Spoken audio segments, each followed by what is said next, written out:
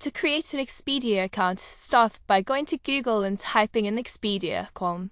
The website's home page will appear, displaying various options such as getting the app, selecting a language, listing a property, support, trips, and the ability to sign in.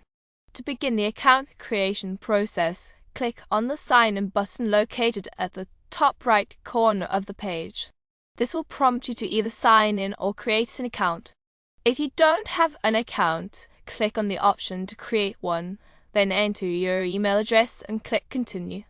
You will then need to confirm your email by entering a 6-digit code sent to you by Expedia, which can be found in your email inbox. After copying the code, click Continue and wait a few seconds. You will then be given the option to add a phone number, which can be skipped if desired.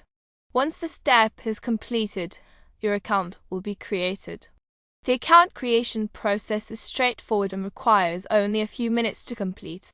Upon finishing, you will have successfully set up your Expedia account.